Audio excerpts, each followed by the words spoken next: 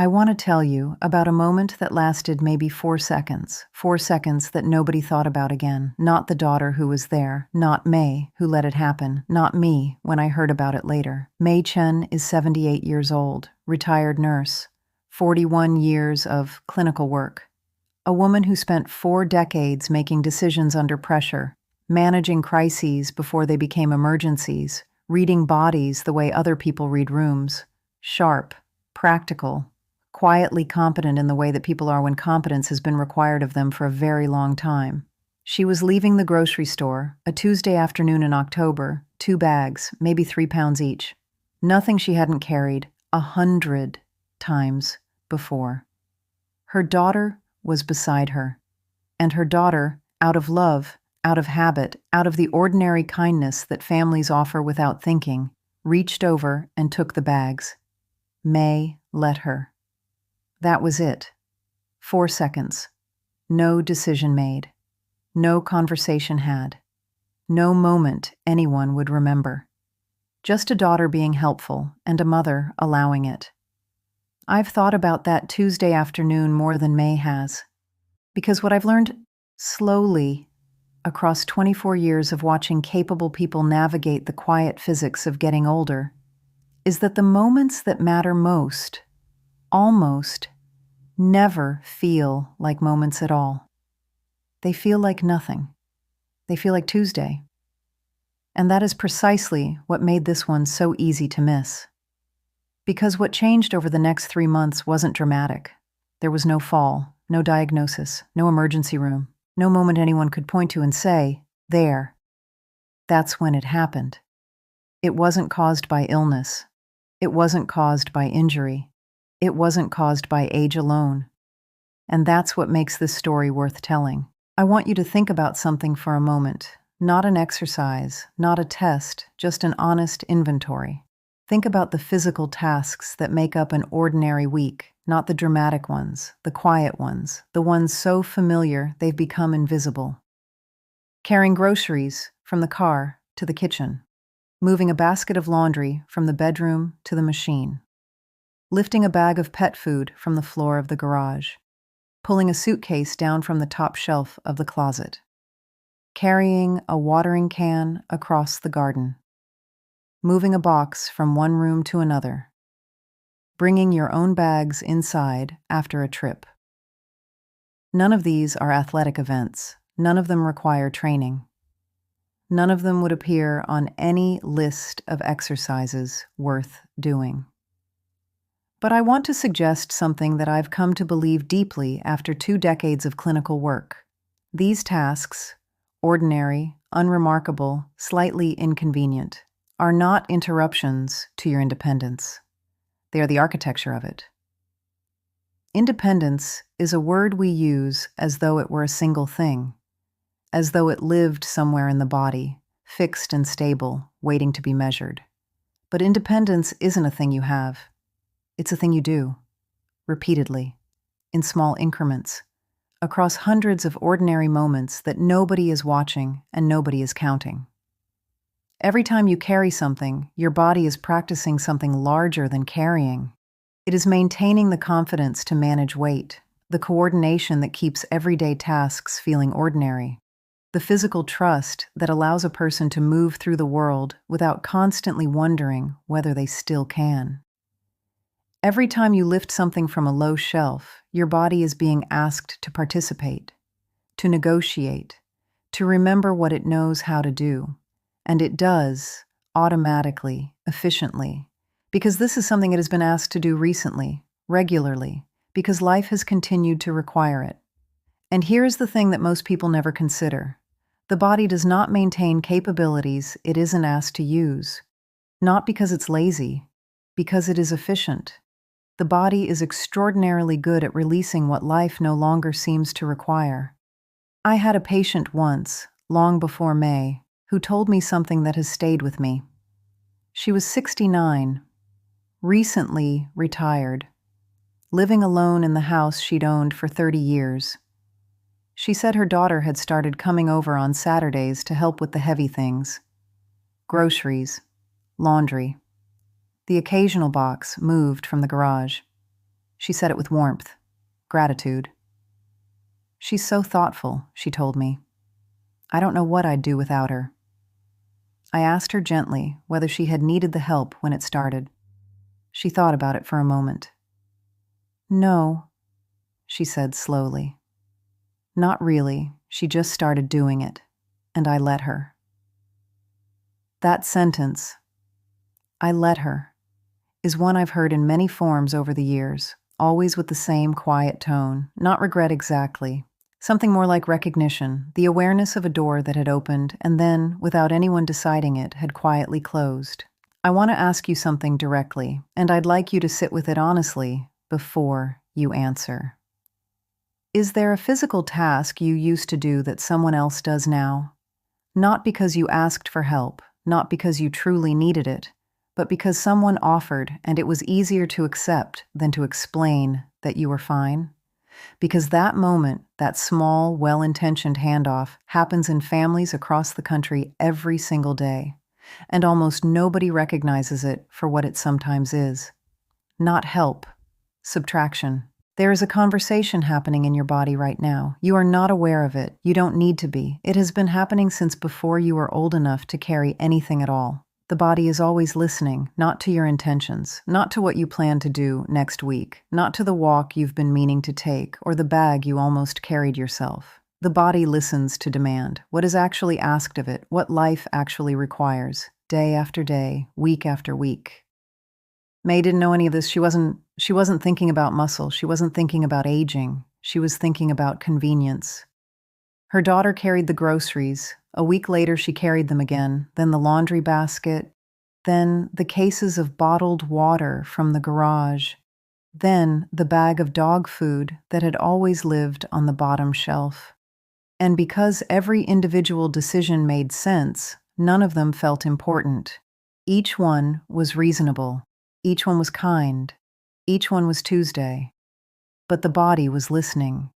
This is not a flaw in the system. It is the system working exactly as it was designed. The body is extraordinarily efficient at maintaining what it regularly uses and quietly releasing what it doesn't. Not dramatically, not all at once, in the same gradual, unhurried way that a path through a field disappears when people stop walking it. The grass doesn't announce what it's doing. It simply grows back, slowly, without ceremony, until one day the path is gone and nobody can quite remember where it used to be. After 50, the body begins to lose muscle mass at a rate most people never feel until they suddenly notice it. Not in a gym, not on a scale, in a moment, the bag that feels heavier than it used to, the jar that requires more effort than it should, the task that leaves a tiredness behind it that wasn't there the year before. But here is what most people are never told. Muscle loss and aging is not simply a function of time passing. It is a function of demand disappearing. When the body is regularly asked to carry, lift, move, manage weight, it maintains itself with remarkable resilience well into the 7th, 8th, even 9th decade of life.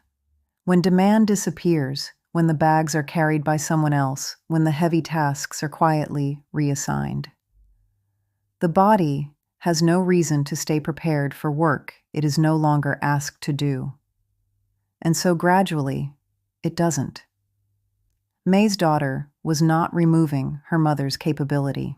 She was carrying groceries. She was being kind. She was doing what loving families do without thinking. But the body doesn't distinguish between kindness and subtraction. It only registers what it is asked to do, and what it is no longer asked to do.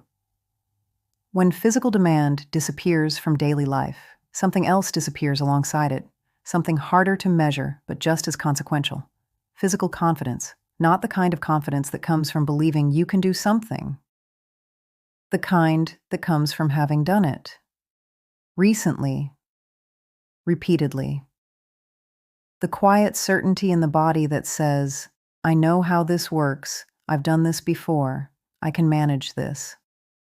That certainty is not stored in the mind. It is stored in the doing. It is rebuilt every time you carry your own groceries, every time you manage your own laundry, every time you lift something slightly inconvenient and your body rises to meet the demand without hesitation. And when those moments stop, when the inconvenient tasks are removed one by one with the best of intentions, the certainty softens, quietly, without announcement. What happened to May wasn't caused by one moment in a parking lot. It was caused by what that moment quietly became. I want to be careful with this block because what I'm about to say is not a criticism. It is something closer to a recognition. May's daughter loves her mother completely, without reservation. That is not in question. What is worth examining is something more subtle than love. Something that happens in families everywhere, with the best of intentions, so gradually that nobody ever decides to do it. It simply happens. It usually starts with something small, a heavy bag, a flight of stairs with too many grocery bags, a moment where a son or daughter is present and capable, and it would feel almost rude not to help. So they help, and the parent accepts, because it is easier than explaining that they are fine, because refusing feels ungrateful, because there is something quietly complicated about insisting on your own capability to someone who loves you and is simply trying to make your life easier. So the help continues and expands naturally, without conversation. The groceries become the groceries and the laundry. The laundry becomes the laundry and the boxes in the garage. The boxes become everything heavy, and then everything slightly heavy, and then anything that looks like it might be difficult. And at no point did anyone sit down and decide that this capable, independent woman no longer needed to participate in the physical responsibilities of her own life. It was never said. It was never intended. It simply accumulated. I've seen this pattern more times than I can count, in my practice, in my own family. In the quiet arithmetic of how love sometimes expresses itself when it doesn't know what else to do. There is a particular kind of anxiety that adult children carry about their aging parents. It doesn't always have a name. It lives somewhere between concern and fear. The awareness that the person who once seemed permanent is not. That the body that carried them through childhood is changing. That time is moving in a direction they cannot stop. And when that anxiety doesn't have anywhere useful to go, it often becomes help. Practical, physical, well-intentioned help. Let me carry that. I'll get the groceries this week. Don't worry about the heavy stuff. Said with love, received with gratitude, and slowly, without anyone noticing, transforming from an act of care into a pattern of removal. Sometimes protection becomes subtraction. That phrase is not an accusation. It is an observation about how quietly it happens, how invisible it is from the inside, how genuinely difficult it is to see when you are the one doing the carrying, and when the person you love is letting you. Because May let her daughter help, not because she was fragile, not because she needed it, but because she was a woman who had spent 41 years caring for other people, and being cared for, even in small ways, felt like something she had earned. She wasn't wrong to feel that. But the body doesn't know about earned rest. It doesn't know about kindness or gratitude or the complicated emotional mathematics of family. It only knows what it is asked to do. There is something I wish more families understood, not as a rule, not as a prescription, as a question worth asking. When you reach for the bag, are you helping because they cannot manage it, or are you helping because it is easier than watching them manage it slowly? Those are not the same thing, and the difference between them matters more than most people realize. May didn't notice it happening. That's the part I want you to understand before anything else. This was not a woman who stopped paying attention. This was not a woman who gave up. This was a retired nurse who had spent 4 decades noticing things in other people that other people missed. And she didn't see it in herself. That's not a failure of intelligence. That's how it works. The changes were too small, too gradual, too reasonable in isolation to register as a pattern. Each week looked almost identical to the week before it, and that is precisely how 3 months passed before anyone understood what had been accumulating. It started with fatigue, not the deep fatigue of illness, not the fatigue that sends you to a doctor. The quieter kind. The kind that arrives at the end of an ordinary day and feels slightly larger than it used to. May noticed it, but didn't name it. She was 78. Tiredness at the end of the day felt like information she already had. She didn't connect it to the groceries. She didn't connect it to the laundry basket her daughter had been carrying for 6 weeks. Why would she? They were separate things. They didn't feel related. Then came the hesitation. This is the part that's harder to describe, because hesitation is not a symptom. It doesn't show up on any test. It doesn't have a name in the way that pain has a name. It's the extra second before you reach for something, the brief internal calculation that didn't used to happen, the moment where the body asks a question it never used to ask. Can I still do this? May started taking slightly longer in the kitchen, moving a little more carefully around the house, pausing before tasks she had performed 10,000 times without thinking, not because anything had gone wrong, because something had gone quiet. The physical confidence I described earlier, that stored certainty that comes from doing things regularly, had softened, not disappeared, softened, in the way that a voice softens when it hasn't been used in a while, still there, but requiring more effort to find. And then the confidence began to affect the movement. This is the part that took me years of clinical work to fully appreciate. The relationship between physical confidence and physical capability is not one-directional. We tend to think of it as simple. Capability comes first, confidence follows. You can do something, so you feel confident doing it. But it also works the other way. When confidence softens, movement changes. Subtly, almost imperceptibly, people begin to move more carefully than they need to. They hold back slightly. They protect themselves from efforts that are actually within their capability. And that protection, that reasonable, understandable, self-preserving caution, reduces the demand placed on the body, which reduces the capability, which reduces the confidence further. A quiet cycle, moving in one direction, without drama, without a single moment anyone could point to and say, there, that's when it changed. By the end of the 3rd month, May was moving through her home differently than she had in October. Not dramatically, not in ways that would alarm a stranger, but in ways that someone who knew her well might notice if they were looking. Her daughter wasn't looking. She was carrying the groceries. And May, practical, competent, quietly proud May, wasn't saying anything. Because nothing had happened.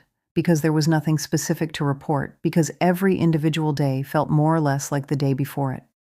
One afternoon, she stood in front of the pantry, holding a case of bottled water. For several seconds, she simply looked at it, not because it was too heavy, because she wasn't entirely sure anymore. She set it down, told herself she'd move it later, and walked back to the kitchen. She just felt, in a way she couldn't quite articulate, slightly less like herself. Not less capable, exactly. Less certain of her capability. And for a woman who had spent 41 years being certain, who had made decisions in emergency rooms at 2 a.m. without hesitation, that uncertainty was the most unfamiliar thing she had felt in years. She didn't mention it to her daughter. She almost didn't mention it to me. When May finally mentioned it, she didn't describe it the way I just described it to you. She didn't talk about confidence or cycles or the quiet accumulation of small changes. She was a nurse. She used clinical language when she was uncomfortable. It was a way of creating distance from something that felt too close. She said, "I think my strength is declining." I asked her what made her say that. She was quiet for a moment. Then she told me about the water, the case in the pantry. The several seconds she had stood there, the decision to walk away. She told it matter-of-factly, the way you report a symptom, but I noticed that she didn't quite meet my eyes when she said it. I asked her one question. Just one. When did you last carry your own groceries? She thought about it, really thought about it, the way you think about something when you realize you don't know the answer and the not knowing surprises you. A while, she said, finally. My daughter has been helping. I want to be precise about what happened next, because this is the part of the story that matters most practically, and I don't want to overstate it or make it sound simpler than it was. Didn't give May an exercise program. I didn't prescribe physical therapy. I didn't hand her a list of movements to practice or a schedule to follow. I asked her 3 questions. The first, what physical task did you use to do that you no longer do? Not a general question, a specific one. I wanted a name, an object, a moment she could picture. May didn't hesitate. The groceries, the laundry, the water from the garage. The second question, did you stop because you truly cannot, or because someone started doing it for you? This one took longer, because it required honesty of a particular kind, the kind that means admitting something you hadn't quite admitted to yourself. May looked at me for a moment. Then she said quietly, because someone started doing it for me.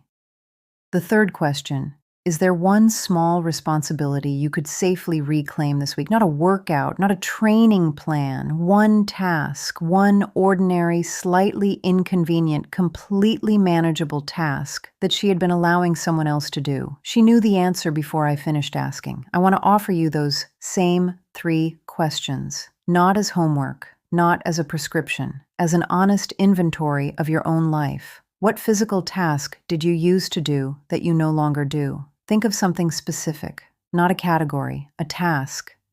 Did you stop because you truly cannot, or because someone started doing it for you? I want to be careful here, because there are people watching this who have genuine limitations, real pain, real injury, real medical reasons why certain tasks are no longer safe. And for those people, accepting help is not subtraction, it is wisdom. But there are also people watching this who are capable, fully capable, who have simply been gradually relieved of the physical responsibilities of their own lives by people who love them, and who haven't noticed, or haven't wanted to notice, what that relief has been quietly costing. If you are in that second group, the third question is the one that matters. Is there one small responsibility you could safely reclaim this week? Not a dramatic gesture, not a statement. Carry something that still belongs to you. Manage a task your body is still capable of managing. Reclaim one small responsibility that has quietly drifted into someone else's hands. Not because these things are exercise, not because they will transform your body in any measurable way this week, but because the body needs to be asked, because participation is not something that can be done on your behalf, because the path through the field only stays open if someone keeps walking it, and because there is a difference, quiet but consequential, between a life that happens to you and a life you continue to manage yourself. May understood this immediately. She was a nurse. She had spent 4 decades watching the difference between patients who participated in their own recovery and patients who waited for recovery to happen to them. She knew which group did better. She had always known. She just hadn't applied it to herself. I want to tell you what happened over the following weeks, not because it was dramatic, but because it wasn't. May went home from that appointment and carried her own groceries inside. That was it. That was the beginning. Not a program, not a protocol. 2 bags from the car to the kitchen. Something she had done without thinking for 50 years. She told me later that it felt strange, not difficult, strange. The way it feels to do something familiar after a long absence, like returning to a house you used to live in and finding that your hands still remember where the light switches are. The following week, she moved the laundry basket herself. The week after that, she brought the water in from the garage. Not all at once. One task at a time. Quietly, without announcement. She didn't tell her daughter what she was doing, not because she was hiding it, because it didn't feel like something that required explanation. It was just her life. Her ordinary, physical, slightly inconvenient life. Hers again. 6 weeks later, she came back to see me. She sat down in the same chair, same posture, same careful clinical composure. But something was different in I noticed it before she said anything. The way she moved into the room, the way she set her bag down, small things. The kind of things that don't appear on any assessment form, but that 24 years of watching people move through a clinical space teaches you to read. She looked more like herself. I asked her how she felt. She thought about it for a moment in the way that precise people do when they want to give you an accurate answer rather than a convenient one. More certain, she said. Not stronger, exactly. Not transformed. More certain.